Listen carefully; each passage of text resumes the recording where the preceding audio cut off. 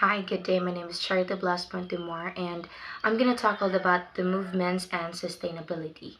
Where, in regard to this lesson, it covers about the global demography, global migration, and environmental and sustainable development. Global demography, wherein demography refers to the study and analysis of population dynamics and characteristics on global scale. It involves examining various factors such as birth rates, death rates, migration patterns, fertility rates, life expectancy, and population growth. So, the global demography plays a crucial role in understanding and predicting population changes. We have significant implications for social, economic, and political system worldwide. So during the planting and harvesting season, communities often welcome assistance with agricultural production.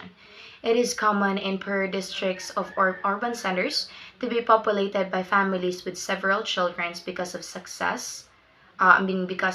success of their small family businesses. And dependent on the number of wares the children can sell on the street.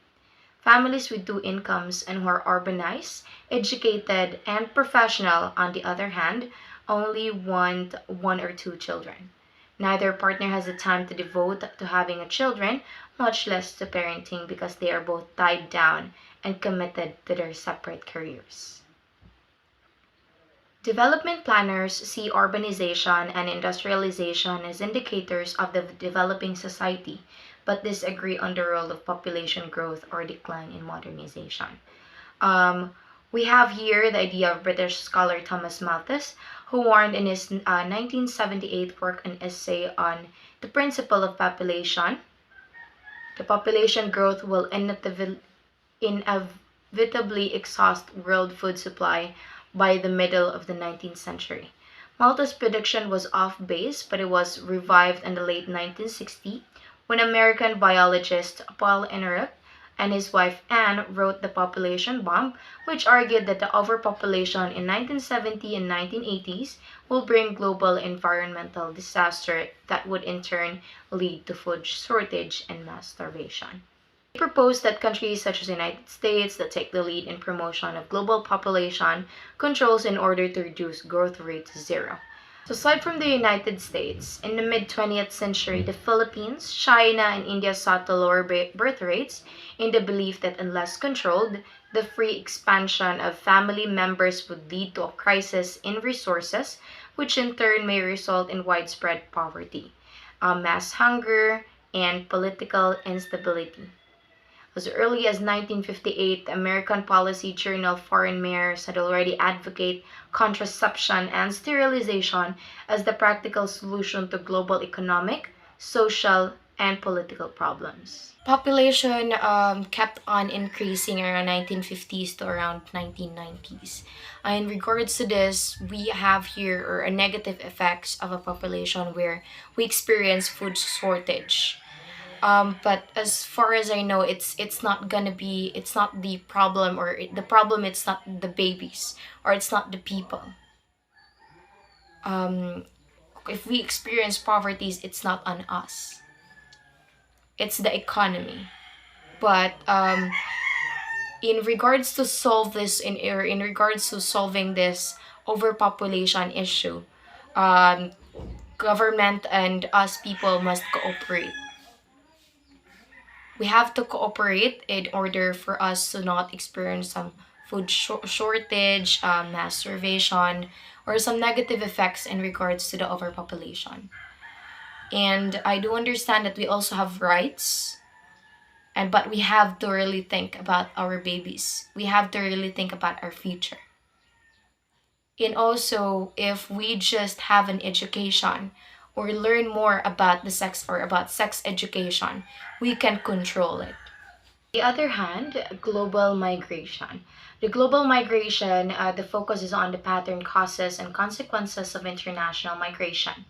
Global migration refers to the movement of people across international borders with the intention of establishing a new residence in a different country. This movement is motivated by push factors, which are circumstances that drive individuals to leave their homes or home countries, as well as pull factors, which are attractions that entice them to specific destination. Economic force and environmental migration are the main categories of migration. Migration patterns vary across different regions, as some of regions attract considerable number of migrants due to the favorable economic prospects and well-established migration system. The economic impacts of migration can be positive as migrants contribute to the workforce and economic growth. However, there can also be negative consequences, such as difficulties in accessing employment opportunities and vulnerability to exploitation. Social and cultural impacts arise from the diversity that migrants bring, enriching societies but also leading to social tensions and challenges in integration. Countries employ various policies to manage migration, including border controls, visa systems, and immigrant laws or immigration laws. Policy responses to migration differ, with some countries adopting more open and inclusive immigration policies, while others prioritize stricter controls. Forced migration, including the displacement of refugees and asylum seekers, raises humanitarian concerns, and international efforts are directed towards providing protection and assistance to those in need. Environmental and sustainability, which is the last topic that I'm going to tackle. Well, some of the world's environmental problems is waste, such as rotting vegetables, a dead rat, and a bunch of plastics. These are common specifically or especially in Philippines, particularly in Metro Manila. Well, the following or some of the environmental concerns that the world is currently facing are taken from the website of Conserve Energy Future. You can actually take a look there and observe or check what are the other environmental concerns that we need to face and we need to face or like check. And one of there is the contamination of the earth by industrial and transportation poisons and plastics from rivers, sea, waterbed pollution caused by oil spills and acid rain, and also the dumping urban and the garbages.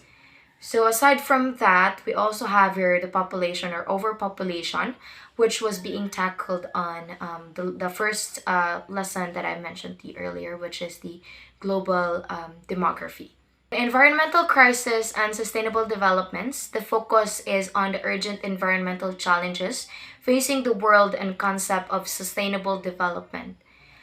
In this topic, it highlights the crucial environmental issues where the world is currently facing, including climate change, biodiversity loss, deforestation, pollution, and resource depletion.